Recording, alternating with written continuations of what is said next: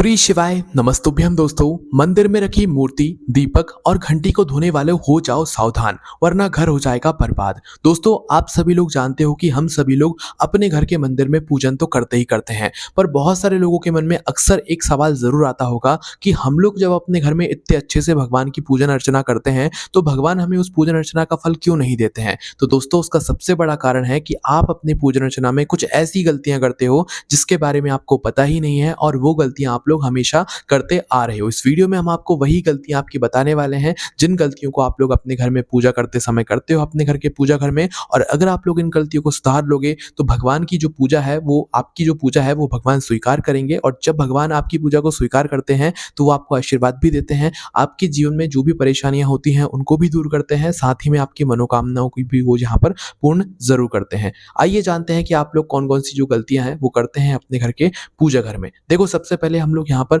बात करते हैं आपके घर के मंदिर में रखी हुई मूर्तियों के बारे में। देखो, आपके घर के मंदिर में बहुत सारी मूर्तियां रखी होती हैं, फोटो रखी होती हैं, प्रतिमा रखी होती हैं, किसकी? भगवान की। ठीक है, अब देखो, यहाँ पर मूर्तियां रखने में, प्रतिमा रखने में, भगवान की फोटो रखने में कोई दिक्कत परेशानी नहीं है, पर यहाँ पर एक गलती हो जाती है आप लोगों से कि आप एक ही भगवान की कई तरह की फोटो रख लेते हो। ठीक है, क्या रख लेते हो? एक ही भगवान की कई सारी फोटो रख लेते हो, जो कि बिल्कुल नहीं रखना चाहिए। देखो, आप तीर्थ जाते हो, आप किसी के घर जाते हो, कोई आपको तोहफे में भगवान देता है तो आप सोच समझ कर लिया करो। ठीक है, तीर्थ भी जा रहे हो तो वहां से भगवान तब लाया करो जब आप उनकी अच्छे से सेवा कर सको। ठीक है, किसी को भगवान दिए नहीं जाते हैं तोहफे में, इस बात का भी आप लोग हमेशा ध्यान रखिएगा। तो अपने घर के मंदिर में उतने ही आप लोग भगवान विराजित करो जितने कि आप सभी के बराबर पूजन अर्चना यहाँ पर कर सकते हो। ऐसा नहीं होता है यहाँ पर कि आपने आगे रखे भगवानों को तो रोज स्नान कराते हो, पीछे रखे भगवानों को स्नान नहीं कराते हो, तो यहाँ पर फिर जो है भगवान आपसे नाराज हो जाते हैं। तो इसलिए अपने घर के पूजा घर में जितने आपकी मतलब भगवान हैं उन सभी को बराबरी से आप लोगों को जो है उनकी पूजन अर्चना यहाँ पर करनी चाहिए। अब हमने जो आपसे शुरू में बात कही थी वो ये थी कि एक ही भगवान की दो फोटो नहीं होनी चाहिए। जैसे कि आपके पास एक गणेश जी की प्रतिमा रखी हुई है, ठीक है, तो गणेश जी की वैसी दूसरी प्रतिमा नहीं होना चाहिए, है ना। यहाँ पर हम प्रतिमा की बात कर रहे हैं। अगर गणेश जी की फोटो है तो अलग है, अलग बात हो जाती है, आपकी फोटो चल सकती है। ठीक है, पर अगर आपके पास एक गणेश जी की प्रतिमा है और फिर दूसरी आप गणेश जी की प्रतिमा लेकर आ गए तो यहाँ पर एक ही भगवान की दो फोटो या दो मूर्ति एक साथ आप लोगों को अपने घर के पूजा घर में नहीं रखनी चाहिए। ठीक है, फोटो में है गणेश जी, कोई दिक्कत नहीं है। वहीं फोटो की भी अगर हम लोग बात करें तो एक गणेश जी की फोटो आपके पास पहले से है, आपने दूसरी और लाके रख दी तो वो भी फिर यहाँ पर सही नहीं माना जाता है। ठीक है, वैसे भगवान सभी एक ही होते हैं, पर आप लोग जो है अपने मन का भाव बनाकर रखते हैं, तो आप लोग एक भगवान की एक ही फोटो या प्रतिमा रखें तो वो बहुत ज़्यादा बेहतर है। बाकी जितने आप लोग अपने घर के पूजा घर में भगवानों को विराजित करके रखे हुए हो, सभी की आपको बराबर से जो है पूजन अर्चना यहाँ पर करनी चाहिए। ठीक है, तो इस बात का आप लोगों को यहाँ पर आज से ही ध्यान रखना शुरू कर देना है। इसके बाद में दोस्तों एक अगली जो चीज़ आती है, सबसे बड़ी चीज़ आती है कि हमारे घर के पूजा घर में जो दीपक हम लोग रखते हैं, क्या हमको उसे रोज़ धोना चाहिए या कभी कभार धोना चाहिए या नहीं धोना चाहिए। तो देखो, हम आपको बता दें कि आपके घर का जो दीपक होता है वो चाहे मिट्टी का दीपक हो, चाहे वो किसी धातु का दीपक हो, उससे कोई फर्क नहीं पड़ता। पर जो प्रश्न है वो ये है कि भाई क्या हमें इस दीपक को रोज धोना चाहिए। तो देखो, इसका सीधा सा हम आपको जवाब देते हैं, हाँ, आपको अपने घर के पूजा घर में रखे हुए दीपक को रोज धोना चाहिए, रोज साफ करना चाहिए। क्यों? उसका सबसे बड़ा कारण यह है कि भगवान के मंदिर में हम लोग सभी चीजों को जो है शुद्ध रखते हैं, शुद्धता का वहां पर विशेष रूप से हम लोग ध्यान रखते हैं, तभी भगवान हमारी पूजन अर्चना स्वीकार करते हैं। तो अगर आप लोग अपने घर के पूजा घर में रखे हुए इस दीपक को साफ नहीं करोगे तो जब आप लोग रोज दीपक जलाते हो तो दीपक के अंदर क्या होता है कि चिपचिपाहट आ जाती है, दीपक काला पड़ जाता है, और अगर आप लोग निरंतर उसे साफ नहीं करोगे तो वो कालापन जो है उसमें बढ़ता ही जाएगा और आपका दीपक जो है अशुद्ध एक तरीके से होता जाएगा। तो इसलिए आपके घर का जो दीपक रहता है उसको आपको रोज धोना चाहिए, प्रतिदिन धोना चाहिए। सुबह सुबह किस टाइम? जब आप अपने भगवान को स्नान करा रहे हो उसी टाइम आपने सब भगवानों को स्नान करा दिया, स्नान कराने के बाद अपने उसी जल में हल्के से जल से जो है आप लोग अपने उस दीपक को साफ कर सकते हो। बाकी हफ्ते में एक बार, महीने में एक बार आप उसे साबुन से अच्छे से घिस कर साफ कर सकते हो ताकि वो चमक जाए। ठीक है, क्योंकि जब दीपक जलता है तो उसकी तेल की वजह से चिपचिपाहट और कालापन दीपक के अंदर आ जाता है। हम कोई से भी दीपक की बात कर रहे हैं, आपके घर में जो भी दीपक रखा हो, चाहे धातु का हो चाहे मिट्टी का हो, कोई भी दीपक हो, उसको साफ रहना जरूरी है। अगर वो आपके घर के पूजा घर में यहाँ पर रखा हुआ है तो इस बात का आप लोगों को ध्यान रखना है। ठीक है, इसके बाद में दोस्तों जो अगली चीज़ आती है वो ये आती है कि हमारे घर में जो मतलब एक लोटा या पात्र का जल भरकर रखा जाता है, किसी-किसी के घर में रखा जाता है पर किसी-किसी के घर में नहीं रखा जाता है और उनको पता भी नहीं है इस बार। देखो आप जब भी किसी मंदिर में जाते होगे तो आपने क्या किया हो देखा होगा कि भगवानों की प्रतिमा के पास में एक पात्र में जल भरकर रखा जाता है ना? तो आप लोग अपने घर में रखते हो कि नहीं सबसे पहले ये देख लो, है ना? वैसे ज़्यादातर लोगों को अभी ये बात पता लग चुकी है कि हमें भी अपने घर के पूजा घर में 1 लोटा जल भरकर रखना चाहिए। वो 1 लोटा बड़ा नहीं बल्कि छोटा भी हो सकता है, उसमें कोई यहाँ पर दिक्कत परेशानी नहीं है, ठीक है? पर यहाँ पर आपको करना क्या चाहिए कि अपने घर के पूजा घर में प्रतिदिन सुबह-सुबह आपको एक छोटे से पात्र में अपने भगवानों के लिए जल भरकर ज़रूर रखना चाहिए, ठीक है? चाहे आप कटोरी में जल भरकर रख दो, चाहे छोटे से लोटे में जल भरकर रख दो, क्योंकि बड़ा-सा लोटा तो भई किसी के भी पूजा घर में नहीं बनेगा क्योंकि सभी के घर में पूजा घर छोटे ही होते हैं। तो इतना बड़ा लोटा अगर आप लोग अपने घर के पूजा घर में रखोगे, तो भई आधी जगह तो उसी में ही चली जाएगी। तो इसलिए बाज़ार से या तो छोटी-सी लोटियाँ ले आओ या तो छोटी-सी कोई कटोरी ले लो, उसमें जो है आप प्रतिदिन भगवानों को जल भरकर रखते जाओ। वो जल शुद्ध होना चाहिए और रोज़ आप लोग सुबह भगवानों को स्नान कराते समय उस जल को आप लोग बदल दिया करो। एक दिन पुराना जो जल हो जाता है, उसको आप लोग किसी भी पेड़ में जाकर, वृक्ष में जाकर डाल सकते हो, पर उस जल को जो है आप लोग तुलसी में जाकर नहीं डालोगे, इस बात का ध्यान रखना, ठीक है? इसके बाद में दोस्तों अगले प्रश्न पर हम लोग यहाँ पर आते हैं। देखो अगला जो प्रश्न है ना वो ये है कि घंटी के बारे में। हमारे घर में एक घंटी होती है, जिस घंटी को हम लोग निरंतर सुबह और शाम बजाते हैं, ठीक है? तो यहाँ पर गड़बड़ क्या होती है आपसे कि भई आपके घर में सबसे पहले जो घंटी है वो गरुड़ घंटी होनी चाहिए। गरुड़ घंटी कहने का मतलब है कि ऐसी घंटी जिस घंटी के ऊपर गरुड़ गरुड़ भगवान की आकृति बनी हुई हो, है ना?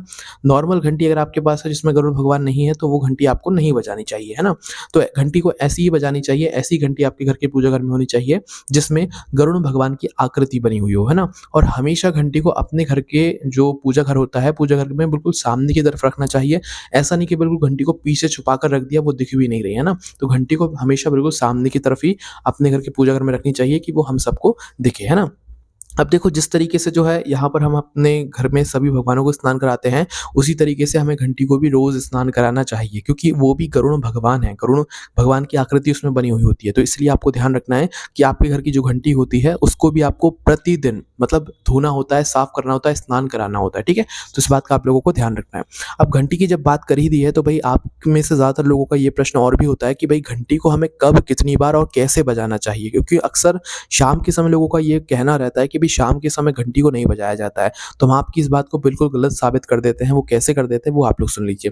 देखो सबसे पहली चीज़ सुबह जब भी घंटी बजाओ आप लोग तो इस बात का ध्यान रखना कि घंटी अगर आरती चल रही है तो आरती के तो पूरे समय घंटी बजाई जाती है ना? और घंटी को हमेशा सीधे हाथ की तीली से बजाया जाता है। घंटी को हमेशा हल्के हाथों से बजाया जाता है, मधुर ध्वनि उसमें से निकले ऐसे बजाया जाता है। ज़्यादा तेज़-तेज़ या लगातार नहीं बजाया जाता, ठीक है? आरती चल रही है तो आप बजाओ और अगर आरती नहीं कर रहे हो तो नॉर्मल आप लोग 5 से 7 बार अगर आप लोग घंटी बजाओगे आरती के साथ में तो चल जाएगा, उसमें फिर कोई दिक्कत परेशानी यहाँ पर आपकी नहीं है ना? सुबह के समय तो घंटी सभी लोग बजाते ही बजाते हैं। बारी आती है शाम के समय की कि भई लोग कहते हैं कि भई शाम के समय तो भगवान के विश्राम का समय होता है, भगवान के आराम का समय होता है, तो क्या हम लोग शाम के समय घंटी नहीं बजा सकते? नहीं, आप बिल्कुल गलत हो। आप किसी भी मंदिर में शाम को जाते हो, आरती होती है तो क्या वहाँ पर बिना घंटी बजाए आरती होती है, बिना घड़ियाल बजाए आरती होती है? नहीं होती है। हर मंदिर में शाम के समय घंटी बजाई जाती है, आरती होती है, तभी जो है एक तरीके से आरती का जो है अच्छा आनंद आता है, ठीक है? उसी तरीके से आपको अपने घर के अंदर भी जो है घंटी को बजाकर ही शाम के समय की दिया बाती करना चाहिए, भगवान की आरती उतारना चाहिए। अक्सर लोग कहते हैं कि भई भगवानों के विश्राम का समय होता है, सोने का समय होता है। भई जब आप अपने घर में खुद 7 बजे नहीं सोते हो, साढ़े 6 बजे नहीं सोते हो, 8 बजे नहीं सोते हो, तो आपके घर के भगवान कैसे सो जाएँगे? आपके घर के भगवान भी आपके साथ ही सोते हैं। इसलिए ये प्रश्न बिल्कुल निकाल दो कि भगवान का सोने का समय हो जाता है, विश्राम का समय हो जाता है। जब शाम के समय आपके घर में घंटी बजती है ना, तो इससे क्या होता है कि आपके घर में जो भी थकावट होती है, जो भी नेगेटिव एनर्जी होती है, वो भी बाहर निकल जाती है उस घंटी के बजने से। इसलिए घंटी को ज़रूर बजाया करो, वो भी शाम के समय में, है ना? तो ये इतनी सारी चीज़ें थी दोस्तों, जो कि आप लोगों को ज़रूर पता होनी चाहिए। अगर आप लोग इन सभी चीज़ों में से कोई भी गलती कर रहे हो, तो उसको आज से ही यहाँ पर सुधारना चालू कर दो, ठीक है? देखो दोस्तों, अब यहाँ पर हम आपको एक बात और बता देते हैं कि आपके घर का जो पूजा घर होता है, वैसे दोस्तों नियम ये कहता है, शास्त्र ये कहते हैं कि हमारे घर का जो पूजा घर होता है, उसमें कभी भी शिखर नहीं रहना चाहिए। घर के मंदिर जो होते हैं, घर के पूजा घर जो होते हैं, उसमें शिखर नहीं होना चाहिए। शिखर सिर्फ जो बाहर मंदिर होते हैं, भगवानों के बड़े मंदिर होते हैं, उनमें ही शिखर होता है। बाकी आजकल तो वैसे सभी लोगों के घर में जो पूजा घर है, मंदिर है, उसमें शिखर तो होता ही होता है। पर अगर आप लोग भी थोड़ा सर्च करके देखेंगे, थोड़ा इधर-उधर से पढ़ेंगे, शास्त्रों को देखेंगे, तो आपको पता लगेगा लगेगा कि भाई घर के पूजा घर में जो है यहाँ पर शिकर नहीं होता है, ठीक है? बाकी आपकी मर्ज़ी है, जो बात थी वो हमने आपको यहाँ पर बता दी है। अब इसके बाद में दोस्तों कभी भी आपका पूजा घर के आस-पास की जो जगह है वो मतलब अशुद्ध नहीं रहनी चाहिए। हमेशा अपने घर के पूजा घर के आस-पास की जो भी जगह है वहाँ पर शुद्धता बनाए रखना, साफ-सफाई बनाए रखना, वहाँ पर कोई भी कूड़ा-कचरा नहीं रखना है आप लोगों को और हमेशा उस जगह को साफ-सुथरा ही रखना है। कभी भी पूजा घर को आपको अपने सीढ़ियों के आस-पास नहीं रखना है। पूजा घर को हमेशा पूर्व या उत्तर की दिशा में ही आपको करके रखना चाहिए क्योंकि यही सही दिशा होती है मतलब भगवानों के पूजा घर को रखने की। मतलब ऐसे कि आप जब भगवानों की पूजन करने के लिए बैठो तो आपका मुख पूर्व दिशा की तरफ हो। पूर्व दिशा अगर आपको समझ नहीं आ रही है तो हम आपको बताते हैं जिस तरफ से आपके यहाँ पर सूर्योदय होता हो, सूर्यदेव निकलते हों, उस तरफ जो है आपका मुख होना चाहिए और उसी तरफ आपके घर के जो पूजा घर है वो रखा होना चाहिए, ठीक है? मतलब कि आपके घर का पूजा घर ऐसे रखा होना चाहिए कि आपका जो मुख है वो उस वक़्त जो है पूर्व दिशा की तरफ हो, उस तरफ हो जिस तरफ से सूर्योदय यहाँ पर होता है। तो इस बात का आप लोगों को यहाँ पर ध्यान रखना है। मंदिर को कभी भी आप लोगों को जो है कहीं पर टाँग कर नहीं रखना चाहिए। आपने कई सारे लोगों के घर में देखा होगा, वैसे ज़्यादातर लोग ऐसा करते नहीं हैं, पर जब भी हम आपको बता देते हैं कि कभी भी पूजा घर को कहीं पर टाँग कर नहीं रखना चाहिए। हमेशा पूजा घर को ज़मीन पर अच्छे से जो है विराजित कर ही रखना चाहिए। पूजा घर को ऐसे कहीं पर भी दीवार पर कीले लगाकर नहीं टांगना चाहिए, उनका स्थान ऐसे टंगी हुई जगह पर नहीं बनाना चाहिए। आपके घर में भी अगर भगवान हैं, तो भई उनका स्थान जो है ज़मीन पर ही मंदिर रखकर ही आप लोगों को करना चाहिए, ऐसे कहीं पर टांग कर नहीं करना चाहिए। तो इस बात का आप लोगों को ध्यान रखना है। और दोस्तों एक नियम और हम आपको यहाँ पर अभी बता देते हैं कि आप जो प्रतिदिन अपने घर के पूजा घर में भगवानों को फूल चढ़ाते हो, तो फूल चढ़ाते समय हमेशा इस बात का ध्यान रखना कि फूल का जो खिला हुआ मुख होता है ना, खिला हुआ भाग होता है, वो भगवान की तरफ करके आपको रखना होता है, वो अपनी तरफ करके नहीं रखना होता क्योंकि फूल हम भगवानों के लिए चढ़ाते हैं ना, तो इसलिए इस बात का आप लोगों को ध्यान रखना है। और एक बात का और ध्यान रखना कि जो भगवानों को हम लोग फूल चढ़ाते हैं, वो फूल रात्रि में ही हमको हटा देने चाहिए क्योंकि वो फूल अगर हम लोग सुबह देखते हैं भगवानों पर चढ़े हुए, तो वो हमारे लिए फिर अच्छा नहीं होता है। ऐसा मतलब सुना होगा आपने भी कहीं न कहीं, हमने भी आपको अच्छी जगह से निकाल कर ये बात बताई है, तो अगर आप लोग इस बात को भी मानेंगे तो और भी ज़्यादा अच्छा होगा कि आप जो एक दिन मतलब आज जैसे आपने फूल चढ़ाए, तो इन फूलों को आपको आज रात्रि तक या शाम तक जो है भगवानों के पास से हटा देना चाहिए। अगले दिन तक इन फूलों को जो है भगवानों के ऊपर नहीं चढ़े रहने देना चाहिए क्योंकि सुबह तक जो है फूल सुबह से फूल तो अच्छे चढ़े रहते हैं, बाकी शाम तक तो वो वैसे भी मुरझा जाते हैं, गर्मियों का समय चल रहा है तो मुरझा ही जाते हैं। तो शाम के समय तक आपको अपने भगवानों के ऊपर चढ़े हुए फूलों को हटा देना चाहिए और अगले दिन जब भगवानों को स्नान कराओ तो वापस से नए फूलों को चढ़ा देना चाहिए, ठीक है?